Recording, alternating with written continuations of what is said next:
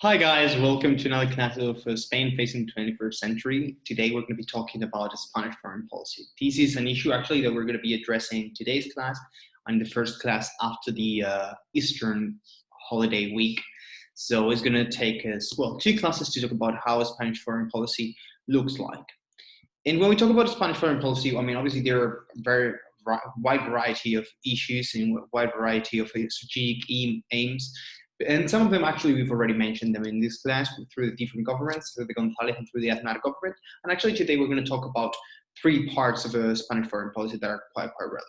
First, actually, we're going to address the European imperative, and we'll try to understand why we are talking about an imperative, why European Union is so important for Spain. I mean, it seems quite logical, but I mean, nevertheless, we have to address it.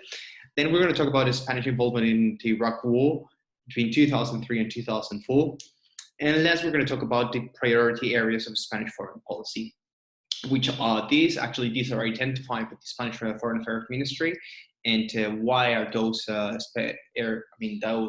countries or regions in the world considered priority areas? So when we talk about the European Union and the Spanish relation with the European Union, obviously, if we talk about imperative, is why. I mean, there are two main reasons why we can understand that this is an imperative. I mean, actually, there are more than two reasons. First one actually is neighboring. I mean, that's basic. I mean, that's what determines your foreign policy. For example, in the last class, we talked about the U.S. and well, I mean, never mind. By the end of the day, being neighbors, it's what determines actually that we have such strong ties.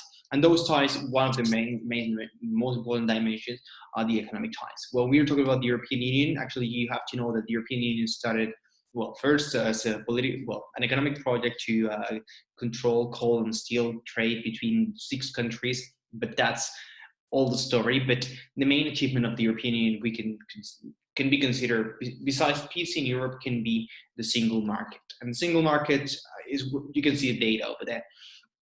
We're talking about 500 million consumers, and that's immense. I mean, because we are talking about consumers that do have purchasing power, and that definitely affects the economies. When we talk about trading partners of Spain, the top 5 trading partners are all members of the European Union. And the 6th one will be the US, but the first 5 are members of the European Union. Why? Because we have this single market. Because we have no barriers to trade. Because we have, I think we mentioned this in this class before, we have freedom of movement of people, freedom of movement of capital, freedom of movement of goods, and freedom of movement of services. And you can establish your company in another member state of the European Union. So obviously this this requires of Spain focusing on the European Union when they're designing the foreign policy, and the European Union must be a strategic aim for Spain. Why else does the European Union have to be an imperative for Spanish foreign policy?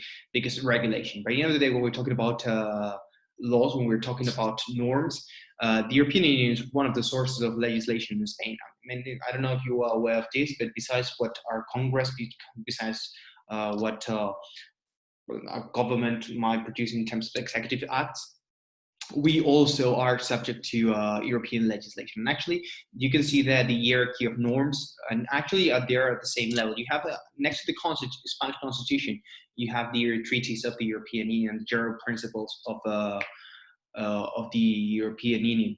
And then EU legislation is actually hierarchically superior to Spanish legislation. We do have, our legislation does have to comply, and the European Union legislation does have a direct effect on Spanish citizens.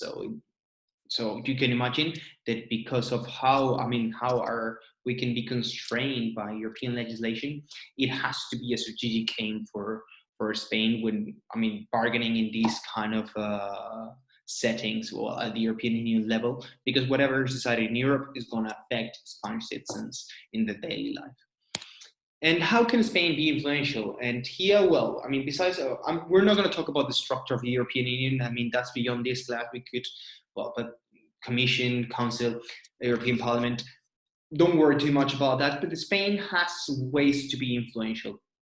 By the end of the day, a way of being influential in an international organization is positioning a national of your own country in key positions.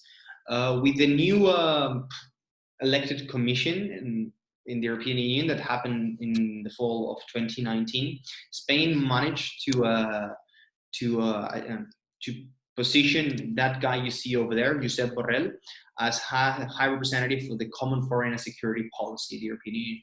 What is that? That will be kind of a Secretary of State of the European Union. Is a person leading European diplomacy.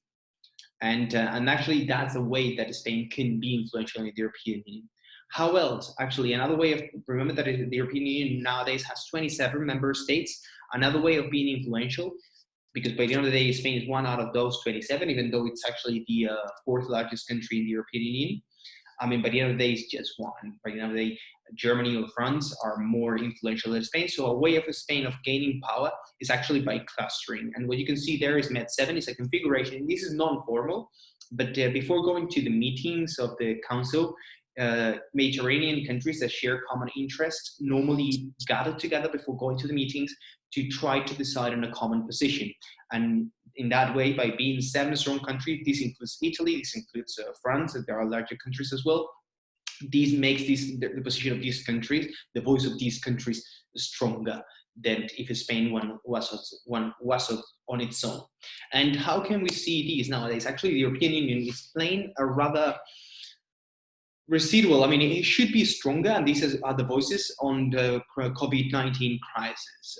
By the end of the day, Spain and Italy are the 2 countries, as you know, that are being the ones that are being most affected in Europe. But also, I mean, no country is not being affected by this. I mean, if you look at the numbers of Belgium, if you look at the numbers of the Netherlands, if you look at the numbers of France, by the end of the day, all of them are being affected.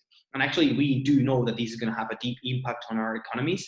And Spain and Italian economy, Spanish and Italian economies are more likely to suffer and struggle because they were still recovering from the 2008-2011 economic crisis. So bargaining at this point at the European Council, well, the picture you can see there actually is Pedro Sánchez, the president of the government, in the online meeting of the council.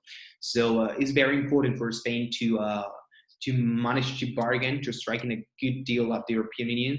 So we do have the resources to come out of this crisis as strong as possible, so to say. So first, a strategic aim of the Spain in foreign policy, definitely the European Union is an imperative. This one cannot be missed. We're going to have a small break now. After this break, we are going to talk about actually Iraq war, and after that, we are going to talk about other strategic aims in the world that Spain does have. So see you in a minute.